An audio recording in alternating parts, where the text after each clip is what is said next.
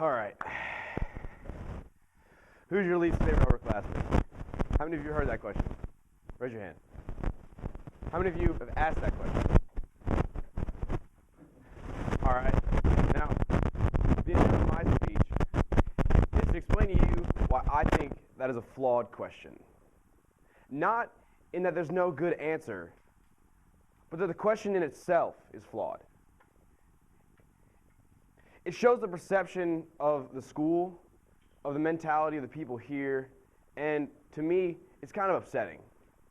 I think, we have fluctuations. We have good weeks and bad weeks, and sometimes, you don't make a grade you want on a test and it brings you down, or maybe you do really well on a PT test, and these are all things that you are failing and succeeding in a system in which you signed up for.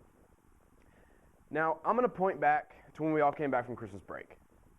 You came back from Christmas break, and it was too damn cold. For some reason, it wasn't cold at all during winter break. And as soon as we got back, the temperature dropped below freezing, and everyone was, huddling up in their overcoats. And for some reason, everyone wanted to ask all the time, who's happy to be back at the Citadel? And everyone said, nobody. Everyone said, I'm not glad to be back here. This place sucks. I was back home eating and sleeping all day, and now I'm back here, grinding again. And what I have to say to that is I signed up for this. I knew what I was getting myself into. I wanted this. I wanted this for me.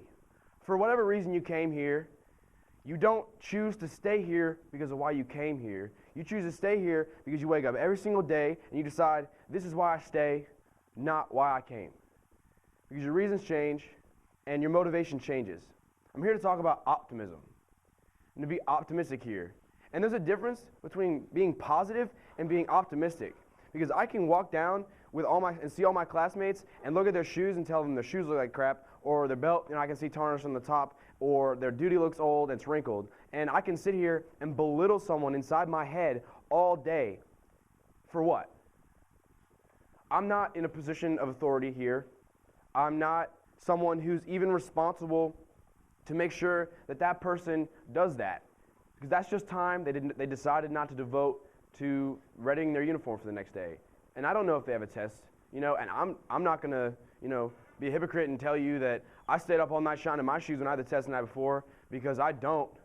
When I'm walking outside, I'm going to close my hands, I'm going to look straight forward, and I'm going to walk. But I can guarantee you I'm not getting shin splints walking so hard. It's second semester. I'm doing what I'm supposed to do. I'm keeping my head down. But I'm trying to keep positive. Trying to, not judge people based on their performance in a system that, is arbitrary. There are points in the system that matter, and it means a lot, and it shows your character. But at the same time, you got to realize you get in what you put out. And one of my biggest pet peeves, I don't know about any of you, but when I'm walking on campus, there's going to be two groups of people walking on the right side of the sidewalk. There are the people walking extremely fast, and the people walking, moderately, and then, some people walk really slow.